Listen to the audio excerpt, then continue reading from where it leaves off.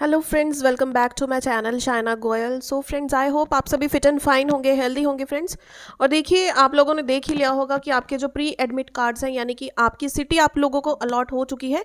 तो अगर आपने वो नहीं चेक किया तो आप जो सीटेट की वेबसाइट है वहाँ पर जाकर आप देख सकते हैं। आप एप्लीकेशन नंबर फिल करेंगे, डेट ऑफ बर्थ फिल करेंगे, फिर आपके पास आपका परफॉर्मा खुल जाएगा कि आपको कौन सी सिटी अलॉट हुई है। ठीक है, तो वो आपके एडमिट कार्ड्स नहीं है। देखिए, आज के सेशन में मैं लेकर आई हूँ आपके लिए, ये एक मैराथन सेशन है। इंटेलिजेंस के टॉपिक को कंप्लीट हम इसकी जो सारी थ्योरीज हैं, इसका मेन कॉन्सेप्ट है, इंटेलिजेंस टेस्ट है, ठीक है, आईक्यू, इंटेलिजेंट क्वेश्चन के बारे में जो भी सारी चीज़ें हैं, इंटेलिजेंस कंप्लीट टॉपिक आज के सेशन में हम इसको कंप्लीट कर देंगे। इसमें देखिए बहुत सारी थ्योरीज हैं, 7-8 थ्योरीज हैं इंटेलिजेंस की, तो सभी की सभी हम आज के सेशन में ही कंप्लीट करने वाले हैं। वीडियो को देखिए, कंप्लीट देखिएगा। मैराथन सेशन है तो थोड़ा सा लंबा जा सकता है, पेशेंस बनाकर इसको ध्यान से समझिए, क्योंकि ये बहुत इंपॉर्टेंट टॉपिक है। इसमें से काफ़ी सारे क्वेश्चंस जो है सीटेट के पेपर में आते हैं। Friends, without wasting any time, now let's begin with our session. देखिए, सबसे पहले हम बात करते हैं कि इंटेलिजेंस होती क्या है। इंटेलिजेंस को हम कहते हैं, हिंदी में बुद्धि कहते हैं, कि हमारे जो एबिलिटी है, हमारी किसी भी प्रॉब्लम को हम सॉल्व करते हैं। हम अपनी लाइफ में कितनी सारी सिचुएशंस देखते हैं जिसको हम अपने हिसाब से टैकल करते हैं। ज़रूरी तो नहीं हर सिचुएशन में हम अपने पेरेंट्स की हेल्प लेते हैं या फिर फ्रेंड्स से सजेशन मांगते हैं।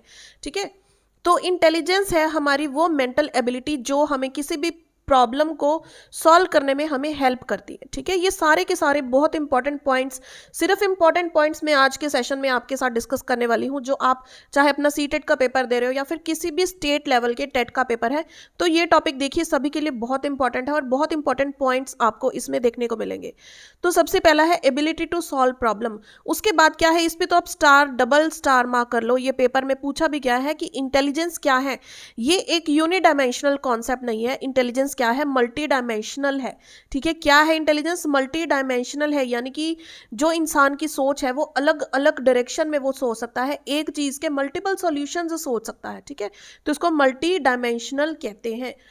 उसके बाद देखिए है, ये एक मेंटल एबिलिटी, हमारे दिमाग की ये शक्ति है या फिर एबिलिटी है कि हम अपनी प्रॉब्लम्स को सॉल्व कर सकते हैं। प्रॉब्लम सॉल्व कैसे कर सकते हैं, कोई भी, फॉर एग्जांपल आपको अपने सीटेट के लिए प्रिपेयर करना है, कोई टॉपिक आपको समझ में नहीं आ रहा, तो आपका माइंड क्या करेगा, या तो आप जाएंगे बुक शॉप पर, कोई बुक लेकर आएंगे, या फिर यूट्यूब पे सर्च करेंगे टॉपिक, अपने फ्रेंड से पूछेंगे कि तुमने कहाँ से पढ़ा, कहाँ से तेरे को अच्छे से समझ में आया। ठीक है, तो ये अपनी इंटेलिजेंस आप यूज करके सारी चीज़ों को ढूंढ रहे हैं, यानी कि अपनी प्रॉब्लम सॉल्व कर रहे हैं।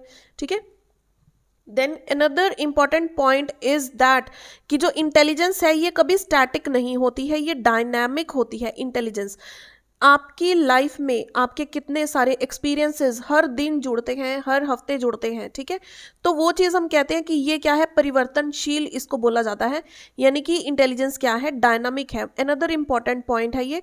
ठीक है, इसको आप बिल्कुल चाहे तो आप स्क्रीनशॉट ले सकते हैं। वीडियो थोड़ा सा रिवाइंड कीजिए, जब बिल्कुल ब्लैक बोर्ड प्लेन था तो आप स्क्रीनशॉट लेकर रख लीजिए इस चीज़ का। तो डायनामिक होती है इंटेलिजेंस, ये टाइम टू टाइम आपकी बढ़ती जाती है, चेंज होती जाती है, जैसे जैसे आपके लाइफ में एक्सपीरियंसेस होते हैं। ठीक है, आप नई नई चीज़ें सीखते हो, नई नई टेक्नोलॉजी को अडाप्ट करते हो, वो क्या होती है, फिर डायनामिक हो जाती है। देन जो आपकी इंटेलिजेंस है ये किस चीज़ में हेल्प करती है, इन अडाप्टेशन। अडाप्टेशन मीन्स जिस एनवायरमेंट में, जिस सिचुएशंस में आप रह रहे हो, ठीक है, उस चीज़ को अडाप्ट करने में आपकी हेल्प करती है। फॉर एग्जाम्पल, लास्ट ईयर से आपको पता है आपका सीटेट का जो पेपर है वो किस मोड में स्टार्ट हुआ है, सीबीटी मोड में, यानी कि ऑनलाइन आपका पेपर होगा कंप्यूटर पे। ठीक है, उसके पहले आप किस तरह पेपर देते थे, आपका मैनुअल पेपर आता था, आपके हाथ में पेपर पकड़ाते थे, ओएमआर शीट आपके पास आती थी, लेकिन आपने यहाँ से यहाँ अडेप्ट किया ना इस चीज़ को, आपने प्रैक्टिस की, देखा सीबीटी मोड में पेपर किस तरह से होता है, फिर हम इस चीज़ के लिए भी प्रिपेयर हो गए। तो ये क्या हुआ, अडेप्टेशन हो गई कि हम मैनुअल से सीबीटी मोड में शिफ्ट हो गए। क्लियर हुआ। जैसे स्कूल से हम कॉलेज में जाते हैं, एनवायरनमेंट चेंज होता है, हम अडाप्ट करते हैं उस चीज़ में। आप किसी नए फ्रेंड सर्कल में भी जाओगे, कोई नई तरह की पार्टी में जाओगे, उस चीज़ को अडाप्ट करोगे, खुद को उसके अकॉर्डिंग ढालोगे। ठीक है, वो किस चीज़ के साथ होती है, कौन चीज़ हेल्प करती है हमें ये चीज़ करने में? हमारी इंटेलिजेंस, हमारी बुद्धि, ताकि हम अपनी लाइफ में सर्वाइव कर सकें, एग्जिस्ट कर सकें प्रॉपरली, ठीक है, और अपनी लाइफ में जो भी प्रॉब्लम्स आती है उसको अच्छे से सॉल्व कर सकें। तो ये सारी चीज़ें किसके द्वारा हमें हेल्प की जाती है? हमारी इंटेलिजेंस के द्वारा, ठीक है। ये चीज़ क्लियर हुई। नेक्स्ट देखिए, अब आगे देखिए हमारे पास है टाइप्स ऑफ इंटेलिजेंस, और ये टाइप्स दी हैं थॉर्नडाइक ने, ठीक है। ये 3 टाइप्स जो थॉर्नडाइक ने दी है इंटेलिजेंस की। सबसे पहले देखिए थॉर्नडाइक क्या है, एक अमेरिकन साइकोलॉजिस्ट हैं, ठीक है। इनको हम father of modern educational psychology भी कहते हैं, ठीक है। Thorndike, E.L. थॉर्नडाइक कौन है? एक तो ये अमेरिकन साइकोलॉजिस्ट हैं, दूसरा क्या है, ये father of modern educational psychology है। इन्होंने एक थ्योरी भी दी है, मल्टी फैक्टर थ्योरी, वो हम आगे जब इसके बाद थ्योरी डिस्कस करेंगे ना तो 1 बाय 1 सभी थ्योरीज हम डिटेल में देखने वाले हैं। फिलहाल हम देखते हैं टाइप्स ऑफ इंटेलिजेंस। तो सबसे पहली टाइप इन्होंने दी है कंक्रीट इंटेलिजेंस। कंक्रीट मीन्स जिनको आप देख सकते हैं, मूर्त बुद्धि इसको कहते हैं, जिसको आप देख सकते हैं, छू सकते हैं। फॉर एग्जांपल आप ये वीडियो देख रहे हो, ये आपकी कंक्रीट इंटेलिजेंस नहीं है, ठीक है। मैं ये चीज़ पर पढ़ा रही हूँ, ये बोर्ड क्या है, कंक्रीट चीज़ है, ठीक है, इसको हम टच कर सकते हैं। मार्कर है, ये क्या, एक कंक्रीट चीज़ है, हम मूव करते हैं ना, उसमें मैक्सिम्स ऑफ टीचिंग में भी करते हैं हम, फ्रॉम कॉन्क्रीट टू एब्स्ट्रैक्ट, है ना, उस तरह का। कंक्रीट क्या होता है, जिसको आप छू सकते हो, फिजिकल थिंग जो है, ठीक है। तो इसमें इस इंटेलिजेंस को हम कैसे कहते हैं? उन बंदों के पास, जिस पर्सन के पास ऐसी नॉलेज है जो किसी मशीन को ठीक कर सकते हैं या किसी डिवाइस को ठीक कर सकते हैं। फॉर एग्जांपल यहाँ पर कार का मैकेनिक हो सकता है, या फिर आपके घर में आरओ सिस्टम लगा हुआ है, ठीक है, वाटर फिल्टर सिस्टम हम लिख देते हैं। अगर वाटर फिल्टर सिस्टम भी है ना आपके घर पे, उसको भी ठीक करने के लिए एक पर्सन, आप उसको फ़ोन करेंगे तो वो आरओ में देखेगा क्या प्रॉब्लम है, इसकी कैंडल चेंज करने वाली है या फिर सर्विस करने वाली है। तो मशीन को देखकर जो बंदा उस चीज़ के बारे में बताए, उसको हम कहते हैं कंक्रीट इंटेलिजेंस है उसके पास, ठीक है। तो इसमें कौन कौन से पर्सन आ जाते हैं, जैसे मैकेनिक आ जाएगा, या फिर वाटर फिल्टर, जो आपके कोई भी ऐसे पर्सन होते हैं, कारीगर होते हैं, ठीक है, वो इसके अंदर आ जाएंगे। नेक्स्ट सेकेंड टाइप है एब्स्ट्रैक्ट, जिस चीज़ को आप देख नहीं सकते हैं लेकिन वो हमारे इमोशंस के साथ हम कहते हैं जुड़ी हुई है, ठीक है। जो हमारे इमोशंस के साथ जुड़ी भी हुई है, हम कह सकते हैं कि जो हमारे इमोशंस को इफेक्ट करती है, ठीक है, हमारी सोच को इफेक्ट कर सकती है। जैसे पोइट्स होती है, आजकल यूट्यूब पर इतनी शेर व शायरी चलती है ना, हम शेयर देखते हैं, अगर हम थोड़े इमोशनल होते हैं तो वही शेयर जो है हम उठाते हैं, अपना कॉपी पेस्ट करते हैं, व्हाट्सएप के स्टेटस पे लगा देते हैं, है ना। तो जिसके ऊपर हमने वो टॉन्ट मारा होता है वो खुद समझ जाता है कि आज इसने स्टेटस मेरे पे लगाया हुआ है ना। तो वो क्या है, शेर व शायरी, इमोशनली किसी की भावनाओं के साथ खेलना या फिर उसको इफेक्ट करना। देन है डॉक्टर। अब डॉक्टर्स भी क्या है, हमारे इमोशंस या फिर हमारी उसके हम कहते हैं हमारे मेंटल जो साइकोलॉजी होती है उसको चेंज कर सकते हैं। अब ऐसे तो नहीं है कि हमारी सारी वो नर्व्स खोल के देखते हैं डॉक्टर, ठीक है, वो तो मशीन के बन जाएंगे फिर नॉलेज। ये क्या है, एब्स्ट्रैक्ट नॉलेज, हम अपनी प्रॉब्लम बताते हैं, डॉक्टर उसको समझते हैं, सुनते हैं और एजम्पशन के बेसिस पर, ठीक है, वो एज्यूम करते हैं कि उनको ये प्रॉब्लम हो सकती है, सारी चीज़ डायग्नोस करने के बाद वो हमें मेडिसिन रेकमेंड करते हैं। तो एब्स्ट्रैक्ट इंटेलिजेंस में डॉक्टर्स आ जाते हैं। फिर आते हैं पेंटर्स, ठीक है, ये चीज समझ में आ गई। पेंटर्स होते हैं, चित्रकार हम बोल सकते हैं, जो बहुत अच्छी अच्छी डीप लेवल की पेंटिंग्स बनाते हैं, जिनको देखकर एक बहुत ग्रेट मैसेज मिलता है। Then third type of intelligence हम कहते हैं सोशल इंटेलिजेंस, जो सीधा हमारे हम कहते हैं सामाजिक बुद्धि इसको कहते हैं, ठीक है। इसको हम कहते हैं अमूर्त बुद्धि। ये मूर्त बुद्धि है, ये एब्स्ट्रैक्ट होती है अमूर्त बुद्धि। देन इज सोशल इंटेलिजेंस, सामाजिक बुद्धि, ठीक है। जो हम सोसाइटी में रहते हैं, हमारे रिलेशंस जिसके साथ बिल्डअप होते हैं, समाज सेवी होते हैं, इसमें पॉलिटिशियंस होते हैं या फिर बिजनेसमैन होते हैं, ठीक है। टीचर्स भी क्या है, ये सोशल इंटेलिजेंस होती है इनके पास, हमें सोसाइटी में रहना सिखाते हैं, या फिर हम कह सकते हैं समाज सेवक होते हैं। वो सारे किस में आते हैं, सोशल इंटेलिजेंस के अंदर। जिन पर्सनस के पास ऐसी समझ है, ऐसी इंटेलिजेंस है जो हमारे माइंड को इस तरह से चेंज कर सकते हैं। पॉलिटिशियंस होते हैं ना, हम आपके लिए ये बना देंगे, ये सड़कें बना देंगे, वो डैम बना देंगे, है ना, लोगों को बुला लेते हैं और उनको अट्रैक्ट करते हैं अपनी पॉलिसीज़ की तरफ, या फिर जो वो लालसा देते हैं लोगों को, ठीक है, वो पूरी करे ना करे, वो तो पता लगता है कि कौन सा पॉलिटिशियन आ रहा है। एंड सो ज़्यादा टिप्पणी करना सही नहीं रहेगा इस चीज़ पर, ठीक है। तो ये चीज़ आपको समझ में आ गई। बढ़ते हैं आगे। नेक्स्ट देखिए हमारे पास है इंटेलिजेंस टेस्ट। अब कहते हैं कि इंटेलिजेंस है बंदा, लेकिन उसकी इंटेलिजेंस को मेजर कैसे करेंगे, वो करेंगे इंटेलिजेंस टेस्ट से। सो सबसे पहले देखिए 1905 में Alfred Binet plus Theodore Simon ने एक स्केल बनाया था, बिनेट साइमन स्केल उसका नाम था, वो फ्रेंच में था, ठीक है। ये स्केल मेजर करता था किसी भी पर्सन की इंटेलिजेंस को। अब ये स्केल जो है फ्रेंच में था, तो इसको ट्रांसलेट किया गया था 1911 में। किसने ट्रांसलेट किया था इंग्लिश में? इसको गॉडार्ड ने, ठीक है। उसके बाद 1916 में ये जो टेस्ट है इसको रिवाइज किया गया था बाय लुइस टर्मन ने, इसको रिवाइज किया था, और इन्होंने ही आईक्यू का फॉर्मूला हमें दिया था, इंटेलिजेंस कोशेंट, ठीक है। इंटेलिजेंस मेजर करने वाला एक कोशेंट जिसका फॉर्मूला क्या है? Mental as, MA stands for mental as, divided by chronological S multiply by 100, ठीक है। मेंटल एज और ये क्रोनोलॉजिकल जो एज है ये क्या है? ये है बंदे की एक्चुअल एज, ठीक है। अगर कोई पर्सन हम कहते हैं कि 12 साल का है तो CA उसकी क्या हो गई? 12। लेकिन हम कहते हैं कि उसका जो माइंड है वो ना 10 साल के बच्चे जितना है, तो उसकी मेंटल एज कितनी हो गई? 10। अब ये एजम्पशन के बेसिस पर नहीं है, हम IQ देखेंगे आगे, मैं आपको चार्ट दिखाऊंगी, वहाँ से आपको ज़्यादा क्लियर होगा, ठीक है। तो मेंटल एज क्या होती है? जो बंदे की एज होती है मेंटली, लेकिन क्रोनोलॉजिकल एज होती है जो एक्चुअल एज पर्सन की है। तो इसको मल्टीप्लाई बाय 100 कर देंगे तो हमारे पास IQ किसी पर्सन का निकल के आ जाएगा, ठीक है। ये क्लियर हुआ। अब हम IQ को देते हैं। सो देखिए आप ये चार्ट आपके सामने देख पा रहे हैं, हमारे पास एक साथ दी हुई है IQ, ये आपको कुछ रेंज दी हुई है IQ की, और यहाँ पर हमें बताया हुआ है कि अगर किसी पर्सन की इतनी IQ है तो उसको हम किस नाम से बुलाते हैं, या फिर वो पर्सन कैसा होता है, कौन सी टाइप होती है इसकी, ठीक है। तो सबसे कम जो IQ लेवल होता है, हम कहते हैं कि अगर 25 से कम किसी का IQ लेवल है उसे हम कहते हैं इडियट है वो बंदा, यानी कि जड़ बुद्धि है, ठीक है। उसके बाद देखिए 25 से 49 के बीच में अगर किसी पर्सन की IQ निकल कर आती है, देखिए IQ का फॉर्मूला हमने किया था mental as upon chronological S multiply by 100। तो आपको ये फॉर्मूला के अकॉर्डिंग भी पेपर में क्वेश्चन आ सकता है, डायरेक्ट आपको IQ भी बता सकते हैं और पूछ सकते हैं कि ये कौन सा टाइप ऑफ पर्सन है। तो ये सारे नंबर सीक्वेंस के अकॉर्डिंग यहाँ पर जो है आपको नेम नज़र आ रहे हैं, लेकिन इसमें जो सबसे ज़्यादा इंपॉर्टेंट है वो मैं आपको बताती हूँ। एक तो है लेस देन 25, ये आपको याद रखना है, उनको हम कहते हैं, क्या कहते हैं? इडियट्स होते हैं वो, ठीक है। उसके बाद है एवरेज। एवरेज कौन सी है? एवरेज यानी कि नॉर्मल जो बच्चा है उसका IQ लेवल कितना होता है? 90 से 109 के बीच में, और उसके बाद 140 से या फिर 140 के ऊपर एंड अबव जिस बच्चे का IQ है उसको हम कहते हैं गिफ्टेड चिल्ड्रन, ठीक है। गिफ्टेड इंडिविजुअल या फिर जो भी पर्सन है IQ जिसका 140 से ऊपर है वो क्या आ जाएगा? गिफ्टेड हो जाएगा, ठीक है। तो आप ये चार्ट अगर देखना चाहते हैं, इसका स्क्रीनशॉट लेना चाहते हैं तो ले सकते हैं। बेसिकली 3 जो मेन है वो मैंने आपको हाईलाइट करके दिखा दिए हैं। पेपर में आपसे इसके रिगार्डिंग भी पूछा जा चुका है, इसके रिगार्डिंग भी पूछा जा चुका है। तो देखिए ये 3 जो है इंपॉर्टेंट है, बाकी आप ये चार्ट देख सकते हैं।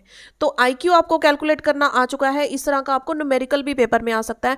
हो सकता है आपको किसी बंदे की IQ दे दी, आपको मेंटल एज दे दी, आपको क्रोनोलॉजिकल एज निकालनी हो, या फिर आपको मेंटल एज दे दी, क्रोनोलॉजिकल एज दे दी, आपको IQ निकालना हो, ठीक है। आपको 3 वेरिएबल्स हैं, इसमें 2 आपको चीज़ें पता लगी, एक आप आसानी से निकाल सकते हैं। क्लियर हुआ बेटा ये चार्ट? अब देखिए जो गिफ्टेड स्टूडेंट्स हैं जिनका IQ हमने डिस्कस किया है 140 प्लस है, इनके रिगार्डिंग कुछ मेन पॉइंट्स हैं जो डिस्कस करने वाले हैं। तो ये पेपर के पॉइंट ऑफ व्यू से भी इंपॉर्टेंट है, आप चाहे तो स्क्रीनशॉट ले लीजिए। साथ ही के साथ देखिए बच्चों, अगर आप इन चीज़ों का स्क्रीनशॉट लेना चाहते हैं ना, तो जो आपके सामने इंस्टेंट स्क्रीन आती है न्यू टॉपिक की, तो उसका आप स्क्रीनशॉट ले लीजिए, फिर हम उस पर जो है वर्क ऑन करना स्टार्ट कर देते हैं। तो गिफ्टेड स्टूडेंट्स सबसे पहले जो होते हैं उनका IQ होता है 140 से ऊपर, ठीक है। जिनका IQ 25 से नीचे था, हमने क्या बोला था, वो कौन से होते हैं? इडियट्स होते हैं, ठीक है। और जो जिनका IQ 140 से ऊपर है वो कौन से बच्चे होते हैं? गिफ्टेड स्टूडेंट्स होते हैं। और इनकी स्पेशलिटी क्या है कि ये इंडिपेंडेंट होते हैं, आत्मनिर्भर होते हैं, ठीक है। किसी पे डिपेंड नहीं करते या फिर किसी के दबाव में आकर कोई फील्ड चूज नहीं करेंगे। इनकी डिसीजन मेकिंग अपनी होती है, यानी कि ये सोचते हैं, अगर हमने डेडिकेटेड होते हैं पूरे, कि अगर हमने साइंस स्ट्रीम में आगे जाना है तो हम साइंटिस्ट ही बनेंगे, या फिर अगर हमने कोई और फील्ड में जाना, हमने एस्ट्रोनॉट बनना है, हमने पायलट बनना है, तो हम वही बनेंगे और अपने दम पर बन के दिखाएंगे। यानी कि इनकी हाई सेल्फ एफिकेसी होती है। जो चीज़ इन्होंने ठान ली ना कि हमने ये चीज़ करनी है या फिर हमने ये बनना है, तो तो ये चाहे उनके पेरेंट्स का दबाव है, मतलब वो किसी के दबाव में नहीं आते, पूरी डेडिकेशन के साथ वो अपनी गोल की तरफ बढ़ते रहते हैं। अब देखिए हम कहते हैं कि क्रिएटिव आइडियाज़ इनके पास बहुत ज़्यादा होते हैं, क्योंकि हर चीज़ को गहराई में देखने की कोशिश करते हैं जो गिफ्टेड स्टूडेंट्स होते हैं। ठीक है, तो क्रिएटिविटी भर भर के पूरी भरी होती है इनके अंदर। और क्रिएटिविटी होती है तभी तो हम कहते हैं क्यूरियोसिटी होती है। कोई भी चीज़ देखते हैं उसके लिए 3600 क्वेश्चंस इनके माइंड में आते हैं, या फिर उस चीज़ की डेप्थ में जाकर देखना चाहेंगे कि ये चीज़ ऐसे क्यों हुई, ऐसे क्यों हुई, जानकारी लेना चाहेंगे, तभी तो उस चीज़ में हम कहते हैं ये मास्टरी कर पाएंगे ना। ठीक है, तो क्यूरियोसिटी हाई होती है। देन देखिए अगर हम बात करें कि जो गिफ्टेड स्टूडेंट्स होते हैं, तो गवर्नमेंट इनके लिए स्पेशल प्रोविजंस बनाती है, या फिर ऐसा स्टाफ होना चाहिए, ऐसे टीचर्स होने चाहिए जो इनके टैलेंट को नॉर्मल बच्चों के टैलेंट के साथ सिर्फ वैसे ही ना पढ़ाएं, लेकिन इनके पास चैलेंजिंग टास्क हो जो गिफ्टेड स्टूडेंट्स को और राइज कर पाएं, यानी कि उनका जो टैलेंट है या उनका जो माइंड है, इंटेलिजेंस है उनकी, वो दब ना जाए नॉर्मल स्कूल एनवायरनमेंट में। ठीक है, तो इसके लिए इनको हाई रिसोर्सेज चाहिए या फिर सपोर्ट ऐसी चाहिए जो गवर्नमेंट भी प्रोवाइड करती है, कि जो गिफ्टेड स्टूडेंट्स हैं इनके लिए अलग से ऐसा प्लेटफॉर्म होना चाहिए जहां पर ये खुद को अपने लेवल से और ज़्यादा अपने हाई पोटेंशियल तक लेकर जा सकते हैं। ठीक है, गिफ्टेड स्टूडेंट्स के लिए ये कुछ इंपॉर्टेंट पॉइंट्स थे। अब हम जो इसके रिलेटेड थ्योरीज हैं सारी वन बाय वन डिस्कस करेंगे, ध्यान से देखिएगा, each and every theory is very very important. So देखिए हमारे पास सबसे फर्स्ट जो थ्योरी है वो है यूनिफैक्टर थ्योरी या फिर वन फैक्टर थ्योरी। ये किसने दी है? ये दी है एल्फ्रेड बिनेट ने। अब देखिए एल्फ्रेड बिनेट ने थियोडर साइमन के साथ एक स्केल बनाया था, जैसे मैंने आपके साथ पहले डिस्कस किया, Binet Simon scale to measure intelligence. और इनको क्या कहा जाता है? एल्फ्रेड बिनेट को फादर ऑफ इंटेलिजेंस टेस्ट किसको बोला गया है? एल्फ्रेड बिनेट को। चाहे आप पॉइंट्स जो है ना मेन वो नोट कर लीजिए। और ये एक फ्रेंच साइकोलॉजिस्ट हैं। इन्होंने क्या बोला था कि हर बंदे के पास, every human being have a common factor. इन्होंने बोला कि एक कॉमन फैक्टर है या फिर एक जनरल फैक्टर है ताकि वो कोई भी टास्क उसके साथ कर सके। सिंपल इतनी सी बात में इन्होंने सारी इंटेलिजेंस को कंप्लीट कर दिया कि हर पर्सन के पास एक कॉमन या फिर एक जनरल फैक्टर है या फिर एक सिमिलर सेट ऑफ एबिलिटीज है जिसके हेल्प से वो किसी भी टास्क को परफॉर्म करते हैं। ठीक है, तो ये इतनी सिंपल थ्योरी थी कि इसको क्रिटिसाइज कर दिया किसने? चार्ल्स स्पेयरमैन ने। और इन्होंने इसको क्रिटिसाइज करते हुए बोला कि ये तो बहुत सिंपल थ्योरी है, हर बंदे के पास एक ही फैक्टर नहीं होता। तो इन्होंने क्या दी? Two factor theory. Charles Spearman ने टू फैक्टर थ्योरी दी। और ये क्या थे? एक ब्रिटिशर थे। इन्होंने दो फैक्टर्स कौन से दिए? फर्स्ट है एक जी फैक्टर और एक एस फैक्टर। अब देखिए जी और एस की पहले तो फुल फॉर्म ही इंपॉर्टेंट है। क्वेश्चन में आपसे डायरेक्ट पूछ लिया जाता है कि जो टू फैक्टर थ्योरी स्पेयरमैन ने दी है वहां पर G denotes to what? G is general, S is for specific factor. ठीक है, अब देखिए जनरल जो फैक्टर है ये हम कहते हैं इनहेरिटेड होता है या फिर ये हेरिडिटी से मिलता है। हम इसको कहते हैं ये एक इनेट फैक्टर है जो बंदे को विरासत में हम कहते हैं कि मिलता है। ठीक है, जो हर पर्सन के पास अपना एक अवेलेबल होता है। डिफरेंट सेट होते हैं हर बंदे को, जैसे हेरिडिटी से हम कहते हैं पीछे से हमें ये इंटेलिजेंस मिल रही है, तो वो क्या है? जनरल फैक्टर है। स्पेसिफिक फैक्टर वो होता है जो हम लाइफ में जो भी हमारे एक्सपीरियंसेस होते हैं वहाँ से हम ये फैक्टर्स अटेन करते हैं, यानी कि अडाप्ट करते हैं, इन चीज़ों को सीखते हैं। फॉर एग्जांपल आप कोई कोचिंग ज्वाइन कर लेते हो, ठीक है, आपको C++ आ गई, आपने जावा क्लासेस ले ली, जावा स्क्रिप्ट कर ली, VB.NET कर लिया, वो क्या है? आपके स्पेसिफिक फैक्टर्स ऐड होते रहते हैं, आप उनको सीखते हो। ठीक है, ये हेरिडिटी से नहीं है, ये क्या है? डायनामिक है। ये हम कहते हैं कि हमें जो स्टैटिक हमारे हेरिडिटी से या फिर हमारे एंसेस्टर्स से मिले हैं। अब देखिए जो जी फैक्टर है इसको हम क्या कहते हैं? जी जो है ना ये डायरेक्टली प्रोपोर्शनल होता है इंटेलिजेंस के। ठीक है, जी फैक्टर क्या है? जनरल फैक्टर है, डायरेक्टली प्रोपोर्शनल टू इंटेलिजेंस। अब एस फैक्टर की अगर हम बात करें, एस फैक्टर होता है फॉर एग्जांपल सभी के पास अपने अपने एस फैक्टर हैं। कोई बंदे के पास एस फैक्टर मैथ का ज़्यादा है, किसी को मैथमेटिक्स ज़्यादा आती है तो उसको साइंस कम आती है। ठीक है, कोई ज़रूरी नहीं है कि हर पर्सन के सभी टाइप के जो स्पेसिफिक फैक्टर्स हैं वो ज़्यादा होंगे, लेवल्स वेरी करेंगे। हर पर्सन के पास वैसे फैक्टर्स तो होंगे लेकिन किसी का S1 फैक्टर ज़्यादा होगा, किसी का कम होगा। ठीक है, लेवल्स वेरी इसमें कर सकते हैं। तो ये थ्योरी किसने दी है? चार्ल्स स्पियरमैन ने। नेक्स्ट देखिए हमारे पास है ग्रुप फैक्टर थ्योरी। इसके बाद आई है थर्स्टन ने ये ग्रुप फैक्टर थ्योरी दी है और इन्होंने कहा है कि हर पर्सन के पास, ठीक है, 7 हम कहते हैं प्राइमरी मेंटल एबिलिटीज होती हैं, यानी कि अपनी 7 मानसिक योग्यताएं होती हैं, ठीक है, 7 मेंटल एबिलिटीज होती हैं। और ये थर्स्टन क्या है, एक अमेरिकन साइकोलॉजिस्ट है। इन्होंने स्पीयरमैन के आइडिया को ना रिजेक्ट कर दिया था, जी और एस फैक्टर को। वो कहते हैं कि कॉमन मेंटल एबिलिटीज होती हैं, कोई जनरल या फिर स्पेसिफिक नहीं होती। हम कहते हैं कि हर पर्सन के पास कॉमन मेंटल एबिलिटीज होती हैं। वो उन्होंने क्या मेंटल एबिलिटीज दी, इनको हम 7 PMA यानी कि 7 प्राइमरी मेंटल एबिलिटीज के नाम से जानते हैं।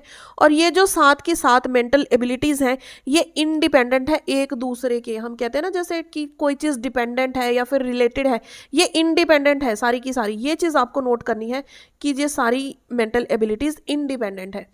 सबसे पहले है हमारे पास वर्बल मेंटल एबिलिटी, ठीक है, इसके पास वर्बल मेंटल लिखना भूल गई मैं, ठीक है।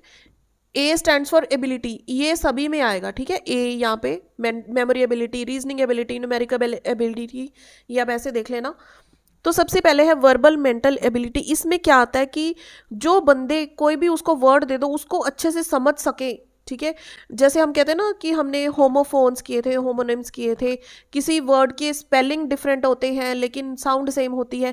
वो चीज़ों को जो बंदे अच्छे से समझ सकते हैं, वर्बल मेंटल एबिलिटी, जिनकी कॉम्प्रीहेंशन रीडिंग अच्छी है, या फिर हम कहते हैं कि वो अच्छे से समझ जाते हैं जो वर्ड्स उनको दिए हैं, वो उनके पास होती है verbal mental ability. Next is word fluency. Teachers अगर क्लास में देखिए कोई भी न्यू वर्ड्स यूज़ करते हैं तो बच्चे उसको एकदम से उसको सीख जाएं, बोलना सीख जाएं, या फिर उसका मीनिंग सीख जाएं। या फिर फॉर एग्जांपल मैंने आपको जब ये थ्योरी भी करवाई थी ना इंटेलिजेंस की CDP के सेक्शन में, तब मैंने एग्जांपल दी थी आपको। जैसे बच्चे गेम खेलते हैं, नेम प्लेस एनिमल थिंग, एक लेटर दे दिया कि जी से आपको बोलना है, फटाफट से जी से नेम लिख दिया, 30 सेकेंड्स के टाइम में सभी कुछ लिख देना। वो क्या होती है आपकी वर्ड फ्लुएंसी, कि आपको एक अल्फ़ाबेट दे दिया, उससे आप जल्दी जल्दी नेम भी लिखेंगे, प्लेस भी लिखेंगे, एनिमल का नेम लिखेंगे और एक थिंग भी लिखेंगे। तो ये क्या होगी आपकी वर्ड फ्लुएंसी, जहाँ आपके पास न्यू वर्ड्स स्पॉन्टेनियसली आते हैं, ठीक है। उसके बाद है स्पेशल, ये स्पेलिंग मिस्टेक, यहाँ पे टी आएगा, स्पेशल एबिलिटी। तो स्पेशल एबिलिटी क्या होता है, ये होता है कि जो पर्सन विजुलाइज कर सकते हैं कि किस ऑब्जेक्ट को कहाँ पर रखा जाए अच्छे से। इसको हम बोलते हैं कि आर्किटेक्ट का काम होता है। घर का हमारा नक्शा बनाते हैं ना, ये हम बता देते हैं हमारा इतना प्लॉट है तो यहाँ पर पोर्च बनेगा, यहाँ पर किचन आएगी, यहाँ पर ड्राइंग रूम आ जाएगा, ठीक है, यहाँ पर आपका वॉशिंग एरिया आ जाएगा, यहाँ पर वॉशरूम आ जाएगा, डाइनिंग हॉल आ जाएगा, यहाँ से सीढ़ियाँ चढ़ेंगी। तो वो क्या है, स्पेशल इंटेलिजेंस होती है उन लोगों के पास। या फिर हम बोलते हैं जो इंटीरियर डिज़ाइनर्स होते हैं, ठीक है, वो उनको बता दिया कि हमारे बेड की बैक में ये इतनी बड़ी वॉल आ रही है, हम इस पर क्या लगाएं, यहाँ पर फैमिली पिक्चर लगाइए, यहाँ पर कुछ वास रखिए, यहाँ पर लाइटनिंग कीजिए। इस तरह से वो क्या है, स्पेस को बताते हैं कि किस स्पेस को किस तरह से बेटर यूज़ करना है। उसको हम बोलते हैं स्पेशल इंटेलिजेंस या फिर special ability. Then is perceptual ability, जो हम कहते हैं, मैं एग्जांपल देती हूँ, आपने न्यूज़पेपर में देखा होगा, आपको 2 पिक्चर्स दी होती हैं इस तरह से, ठीक है, और लिखते हैं कि 7 डिफरेंसेस फाइंड आउट करो जल्दी से। ये क्या हो गया, परसेप्चुअल, कि आप कितनी जल्दी किसी चीज़ में डिफरेंसेस ढूंढ सकते हैं, या फिर किसी चीज़ को आप कितनी जल्दी परसीव कर लेते हो, वो होती है perceptual ability. Then is numerical ability, directly जो वर्ड ये कह रहा है, numerical is related to numbers, to math, to puzzles. जो बंदे मैथमेटिक्स रिलेटेड चीज़ें अच्छे से सॉल्व कर सकते हैं, फॉर एग्जांपल सुडोकू मेरी फेवरेट गेम है और मैं अक्सर इसके एग्जांपल देती हूँ। तो जो नंबर्स के साथ अच्छे से खेलना जानते हैं ना, उनके पास न्यूमेरिकल एबिलिटी अच्छी होती है। या फिर हम कहते हैं कि बड़ी सी कैलकुलेशन दे दो बच्चे को या फिर किसी भी पर्सन को, जितनी जल्दी वो सॉल्व कर देता है, इट मीन्स उनके पास न्यूमेरिकल एबिलिटी उनकी ज़्यादा है। Next is reasoning ability. Reasoning क्या होती है कि हम लॉजिकल हम कॉन्सेप्ट को कितना अच्छा समझ सकते हैं, लॉजिकल थिंकिंग हमारी कितनी है। अब जब आपने बीएड या फिर कोई भी आप ऐसे टीचिंग ट्रेनिंग कोर्स में भी आए होंगे तो आपने रीजनिंग का टेस्ट भी दिया होगा ना, रीजनिंग एबिलिटी का। तो वहाँ पर आपके सामने क्वेश्चंस होती हैं, पिक्चर्स दी होती हैं कि इसके बाद कौन सी इमेज आएगी, या फिर इसकी अगर हम सिमेट्रिकल इमेज देखें, मिरर इमेज देखें तो क्या होगी। तो अपनी तर्क करने की आपकी क्षमता कितनी है, रीजनिंग पावर कितनी है, जिनके पास ऐसी एबिलिटी होती है उसको हम कहते हैं reasoning ability. Last is the memory ability, जो ज़्यादा चीज़ों को याद रख सकते हैं, रिकॉल करते हैं या मेमोराइज कर सकते हैं। हम कहते हैं 10 साल पुरानी बातें कई पर्सन डिस्कस करने लग जाते हैं कि मुझे एक एक बात याद है, यानी कि वो मेमोरी उनकी क्या है, मेमोरी एबिलिटी उनकी मेमोराइज करने की जो कैपेसिटी है वो अच्छी है। ठीक है, ये 3 थ्योरीज समझ में आ गई। बढ़ते हैं नेक्स्ट थ्योरीज की तरफ। नेक्स्ट देखिए थ्योरी नंबर 4 है हमारे पास मल्टीपल इंटेलिजेंस थ्योरी, और ये थ्योरी किसने दी है, हॉवर्ड गार्डनर ने। अब देखिए इन्होंने एक बुक लिखी थी फ्रेम्स ऑफ माइंड में। ठीक है, इन द ईयर ऑफ 1987 इन्होंने 7 मेंटल एबिलिटीज दी हैं, उसके बाद जो है एक और ऐड हो गई थी, एंड देन अनदर 1 जो है लास्ट वाली एग्जिस्टेंशियल। ठीक है, तो ये क्या कहते हैं कि सभी की सभी जो ये 7 मेंटल एबिलिटीज हैं या फिर 8 है 9 है एबिलिटीज हैं, ये इंडिपेंडेंट है एक दूसरे के। तो सभी को हम 1 बाय 1 डिस्कस करते हैं। फर्स्ट इज वर्बल या फिर लिंग्विस्टिक, वर्बल लिंग्विस्टिक इंटेलिजेंस। अब ये क्या है, वो पर्सन्स जो अच्छे से अपने शब्दों को यूज कर सकते हैं लैंग्वेज में, those who can read write speak listen. हम कहते हैं ना हमारे जो स्किल्स होते हैं, तो इसमें कौन से लोग आते हैं जिनको हम कहते हैं कि पोएट हो सकते हैं, लॉयर हो सकते हैं। तो इनकी एग्जांपल आप लिख सकते हैं। पोएट्स इसके अंडर आते हैं, लॉयर्स इसके अंडर आते हैं, क्योंकि अपने शब्दों से ही वो केस को जिता सकते हैं, हरा सकते हैं। ठीक है, या फिर जो पत्रकार होते हैं वो भी इसके अंडर आ जाते हैं, वर्बल लिंग्विस्टिक इंटेलिजेंस के अंडर। नेक्स्ट इज म्यूजिकल या फिर रिदमिक इंटेलिजेंस हम कहते हैं। इसमें कौन से पर्सन आते हैं, जो सिंगर्स हैं, कंपोजर्स हैं, जिनको रिदम्स की, म्यूजिक की, ठीक है, संगीत की अच्छे से नॉलेज है, वो सारे किस में आ जाते हैं, इसमें सिंगर्स में आ जाते हैं। इसमें सिंगर, कंपोजर, इंस्ट्रूमेंटल म्यूजिक जो बजाते हैं, वोकल म्यूजिक के अंडर जो भी पर्सन्स आते हैं वो किस में आते हैं, म्यूजिकल इंटेलिजेंस के अंदर।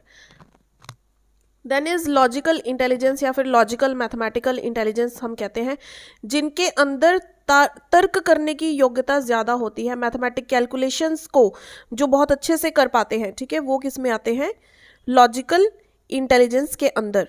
इसमें हम कहते हैं कि पर्सन में प्रॉब्लम सॉल्विंग स्किल्स होते हैं, साइंटिफिक स्किल्स होते हैं, उनका माइंड कैसा होता है, कैलकुलेटिव माइंड होता है।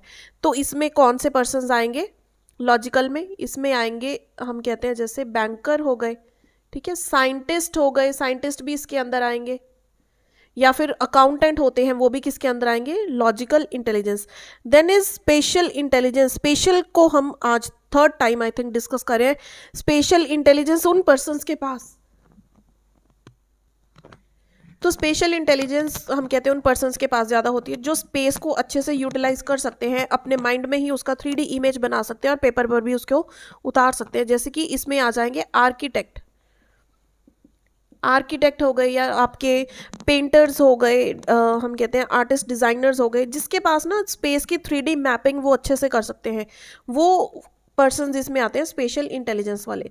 Then is bodily kinesthetic intelligence, जो अपनी बॉडी को इतने अच्छे से यूज़ करते हैं। ठीक है, फॉर एग्जांपल फ्लेक्सिबल बॉडी होती है, डांस करते हैं, या फिर वो क्या कहते हैं जो बर्फ़ पर है ना स्केटिंग करते हैं, आइस स्केटिंग होती है, तो वो किस में आते हैं, बॉडीली काइनेस्थेटिक्स में। एक्टर्स हैं, एक्ट्रेसेस हैं, वो सारे आएंगे बॉडीली काइनेस्थेटिक के under. Then is interpersonal intelligence.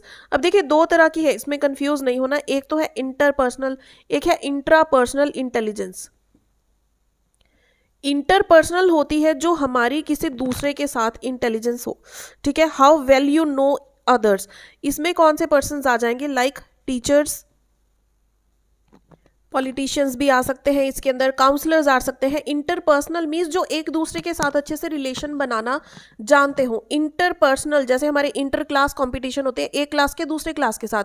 Intra means with in, with in means intrapersonal intelligence, जो हम कहते हैं कि अगर हमने खुद को जान लिया, हम कहते हैं ना, हमने सब्जेक्ट भी पढ़ा था सेल्फ स्ट्रेंथ पता करना, अंडरस्टैंडिंग द सेल्फ है ना, अंडरस्टैंडिंग द सेल्फ हमने सब्जेक्ट पढ़ा था इसमें।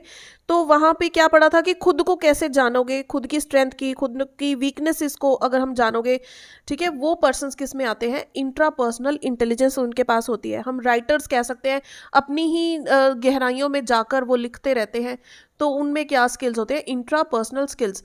अब उसके बाद नेक्स्ट है नेचुरलिस्टिक इंटेलिजेंस, जिन बंदों को नेचर के साथ प्यार है या फिर जिनका काम नेचर के साथ मिलकर होता है उनको हम बोलते हैं नेचुरलिस्टिक पर्सन्स। ठीक है, चाहे वो प्लांट्स है, नेचर है, तो इसमें कौन से पर्सन्स आ जाएंगे, इसमें गार्डनर आ जाएंगे, फार्मर आ जाएंगे। ठीक है, नेचुरलिस्टिक में। देन इज एग्जिस्टेंशियल, ये बिल्कुल अलग और बहुत इंटरेस्टिंग टाइप है।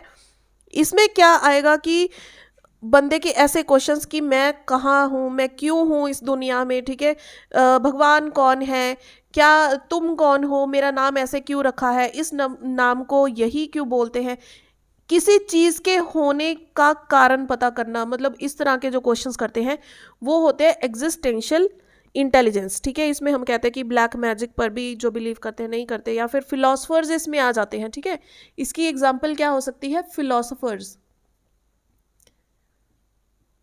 जो बंदे हम कहते हैं कि अपनी फिलॉसफी झाड़ रहा है तो भाग यहाँ से, है ना, तो वो किस में आएंगे, एग्जिस्टेंशियल में। क्लियर हो गया ये चीज़। नेक्स्ट है फिफ्थ थ्योरी हमारी, that is three dimensional theory. ठीक है, थ्री डायमेंशनल थ्योरी, या फिर इसको हम अनदर थ्योरी के नाम से भी जानते हैं, that is structure of intelligence theory. तो SOI क्या है, स्ट्रक्चर ऑफ इंटेलिजेंस थ्योरी। दोनों की दोनों आपको नाम पता होने चाहिए। ये किसने दी है, JP गिलफोर्ड ने, यानी कि जॉय पॉल गिलफोर्ड ने ये थ्योरी दी है। इन्होंने कहा है कि हमारे पास जो मेंटल एबिलिटीज़ होती हैं, ठीक है, इन्होंने थ्री डायमेंशनल एक चीज़ बनाई है, जैसे हम 3D एक बॉक्स बना लें। ठीक है, तो इसकी 3 डायमेंशंस होती है ना, एक होगी इसकी लेंथ, विड्थ, ये विड्थ है और ये हाइट है। तो एक को इन्होंने बोल दिया ऑपरेशंस है, एक है आपका कंटेंट और एक है आपका प्रोडक्ट। तो इन्होंने ना मॉडल दिया था 1967 में। तो उसमें अगर हम O × C × P करते थे तो वहाँ पर कितनी मेंटल एबिलिटीज़ आती थी, 120। उसके बाद ये मॉडल जो है रिवाइज किया गया 1967 में। फिर इसका जो प्रोडक्ट है वो कितना निकल के आया, 150। फिर फाइनली इन 1988 जो इन तीनों का प्रोडक्ट है वो कितना आया, मेंटल एबिलिटीज़ हमारे पास आई हैं वो 180। बस ज़्यादा थ्योरीज इस थ्योरी के अंदर ज़्यादा कुछ नहीं है, सिर्फ इतना ही है कि एक तो ये थ्योरी दी किसने थी, JP गिलफोर्ड ने दी थी, और इन्होंने 3 एस्पेक्ट्स के बारे में, 3 एलिमेंट्स के बारे में डिस्कस किया है जो हमारे मेंटल एबिलिटी के साथ रिलेट करती हैं, that is mental operations, mental content and mental product. ठीक है, ये फिफ्थ थ्योरी भी आपकी क्लियर हो गई। बढ़ते हैं नेक्स्ट थ्योरी की तरफ। नेक्स्ट देखिए हमारी सिक्स्थ थ्योरी है ट्रार्किक थ्योरी। ये दी है रॉबर्ट स्टर्नबर्ग ने, और इन्होंने ये थ्योरी अपनी बुक में दी थी, दैट इज़ बियॉन्ड IQ। ये बुक लिखी थी इन्होंने 1985 में, जहाँ पर इन्होंने ट्रार्किक थ्योरी दी थी। तो देखिए थ्योरी के जो हैं इसमें बताया था कि जो हमारी फर्दर इसको ना सब थ्योरीज भी कहते हैं। इन्होंने क्या बोला था कि जो इंटेलिजेंस है वो क्या है, एक ऐसी मेंटल एबिलिटी है जिसके हेल्प के साथ हम एनवायरनमेंट में सरवाइव कर सकते हैं, हम अपनी एनवायरमेंटल कंडीशंस के साथ डील कर सकते हैं। तो सबसे पहले हम 5 स्टेप्स, 5 स्किल्स जो इसको कहते हैं वो देखेंगे कि क्या है। सबसे पहले है एनकोडिंग। जो चीज़ हम करना चाहते हैं उसके लिए सबसे पहले हम इंफॉर्मेशन को गैदर करेंगे, आइडेंटिफाई करेंगे कि किस तरह की इंफॉर्मेशन हमको चाहिए। ठीक है, पहले आइडेंटिफाई करेंगे कि कौन सी इंफॉर्मेशन हमको चाहिए। फॉर एग्जांपल आप सीटेट के लिए ये वीडियो देख रहे हो, ठीक है, सीटेट की एग्जांपल हम लेकर चलते हैं। आप सीटेट का पेपर देना चाहते हो तो सबसे पहले आप एनकोड करोगे कि आपको देखना क्या है। आप इसका सिलेबस उठाओगे तो आप सबसे पहले आइडेंटिफाई करोगे इंफॉर्मेशन। एनकोडिंग में क्या होता है, इंफॉर्मेशन को आइडेंटिफाई करना कि आपको क्या इंफॉर्मेशन चाहिए। आपने सिलेबस देखा, उसके बाद आप इन्फरिंग करोगे। Inferring means gathered the filtered information.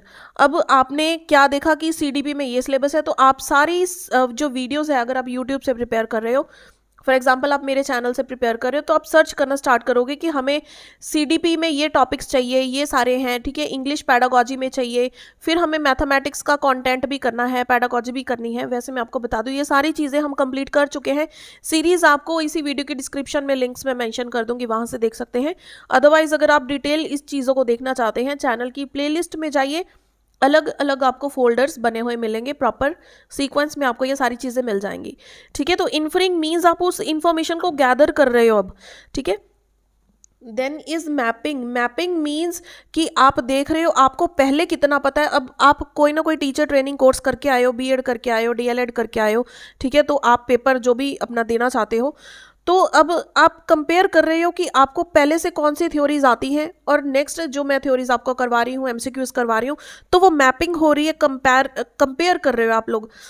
ठीक है, और उनमें क्या हो रहा है, रिलेशनशिप बिल्ड हो रहा है, मैपिंग हो रही है ना, 1 to 1 मैनी टू 1 हम मैपिंग करते हैं।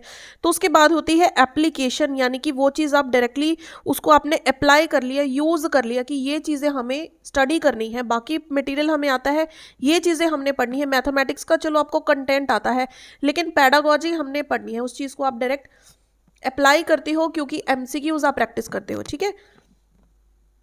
देन फाइनली क्या है, उस चीज़ का रिस्पॉन्स क्या आता है।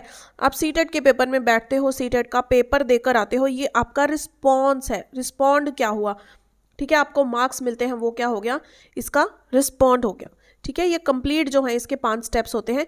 इसके बाद देखिए हम क्या करेंगे, इसमें 3 टाइप्स हम कह सकते हैं होती हैं। फर्स्ट इज प्रैक्टिकल या फिर कॉन्टेक्चुअल इंटेलिजेंस इन्होंने बोला है। इसको हम क्या कहते हैं, स्ट्रीट स्मार्ट कहते हैं, इसके लिए वर्ड यूज हुआ है स्ट्रीट स्मार्ट वर्ड प्रैक्टिकल या फिर कॉन्टेक्चुअल इंटेलिजेंस के लिए यूज हुआ है। इसमें क्या होता है, ऐसे पर्सन्स आ जाते हैं जो अडेप्ट कर लेते हैं या फिर शेप कर सकते हैं, अपने आप को मॉडिफाई कर सकते हैं ताकि वो एनवायरनमेंट में सर्वाइव कर सके, ठीक है। Suitable that can make their living themselves suitable for the environment, यानी कि उनमें क्या है, डिसीजन मेकिंग की पावर होती है। देन इज क्रिएटिव या फिर एक्सपीरियंशियल, जो अपने एक्सपीरियंसेस के साथ सीखते हैं। कोई भी नई सिचुएशन उनके सामने आ गई, वो घबराएंगे नहीं, नई सिचुएशन को अच्छे से हैंडल करेंगे, ठीक है। तो हम क्या कहते हैं, ऐसे पर्सन्स जो सिचुएशन कोई भी आ जाए लाइफ में उसको अच्छे से टैकल कर सकते हैं, ठीक है। आज जो उन्होंने सीख लिया कल को वो भूलेंगे नहीं, उसको अपने माइंड में स्टोर करके रखेंगे और नेक्स्ट जब लाइफ में कोई सिचुएशन आएगी तो उस इंफॉर्मेशन को यूज़ करके वो सिचुएशन के साथ डील करेंगे। इसको हम क्या कहते हैं, नॉवेल्टी होती है। न्यू सिचुएशन मीन्स नॉवेल्टी अगर आपके सामने आती है तो वो पर्सन्स यहाँ पर डील कर सकते हैं उन चीज़ों के साथ। क्लियर हो गई ये चीज़। नेक्स्ट इज एनालिटिकल या फिर कॉम्पोनेंशियल। एनालिटिकल या कॉम्पोनेंशियल, इसमें क्या होती है, एब्स्ट्रैक्ट थिंकिंग होती है। जिन बंदों के पास लॉजिकल रीजनिंग है, वर्बल स्किल्स हैं, उनके पास इस तरह की इंटेलिजेंस होती है। नेक्स्ट थ्योरी नंबर 7 हमारी है मल्टी फैक्टर थ्योरी। इसको हम एनार्किक थ्योरी भी कहते हैं। क्या कहते हैं, एनार्किक थ्योरी। और ये किसने दी है, थॉर्नडाइक ने।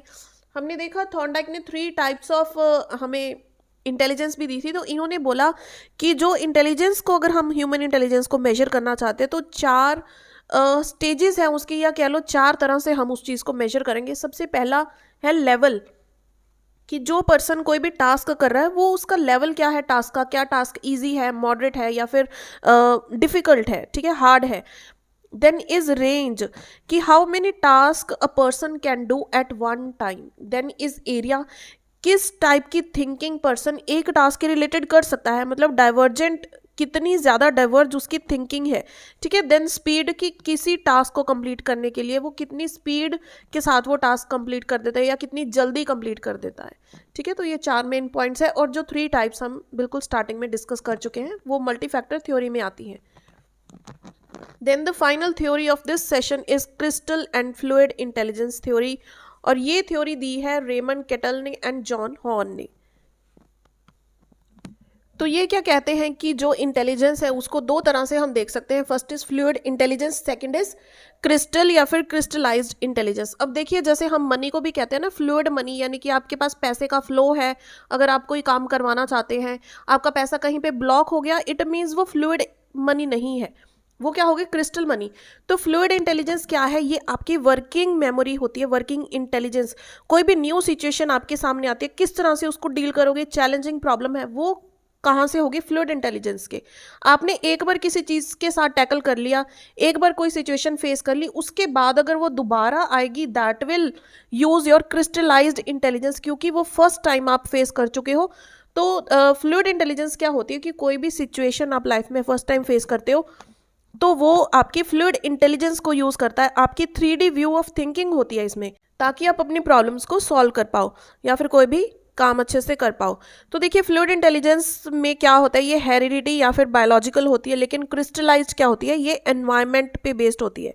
इसको हम कहते हैं कि ये डाइवर्जेंट होती है, क्योंकि देखिए नई नई सिचुएशंस आप फेस करेंगे तो वहाँ पे डाइवर्जेंट थिंकिंग होगी, लेकिन यहाँ पर कन्वर्जेंट थिंकिंग होती है, यानी कि नैरो माइंडेड होती है। एक टास्क के लिए आप एक तरह से ही सोच पाते हो इसमें। क्लियर हो गया। ये इसमें हम कहते हैं कि ये लॉन्ग टर्म मेमोरी होती है। फॉर एग्जांपल अगर आपने किसी का बर्थडे रिकॉल करना है या फिर कोई एनिवर्सरी आप याद करके किसी को विश करते हो, वो होती है क्रिस्टलाइज्ड इंटेलिजेंस। लेकिन इसको हम क्या कहते हैं, फ्लूइड इंटेलिजेंस होती है। आपकी वर्किंग मेमोरी के साथ जो इंटेलिजेंस आपकी आती है वो होती है fluid intelligence. So friends, I hope ये सारी 8 की 8 थ्योरीज आपको अच्छे से समझ में आ गई होंगी। इंटेलिजेंस टेस्ट के बारे में हमने देखा था, सारे के सारे मोस्ट इंपॉर्टेंट पॉइंट्स मैंने आज आपके साथ डिस्कस किए हैं। एंड थोड़ा सा आप लोगों ने मेरी आवाज़ के साथ भी कॉम्प्रोमाइज़ किया होगा, थोड़ा कोल्ड एंड कफ हो रखा है। सो आई होप समझ में तो आ ही गया होगा आप लोगों को मेरी आवाज़ से। सो फ्रेंड्स, ये सेशन आपको हेल्पफुल रहा हो इसे लाइक एंड शेयर ज़रूर कीजिएगा। मिलते हैं अनदर मैराथन के साथ। Till then keep watching friends.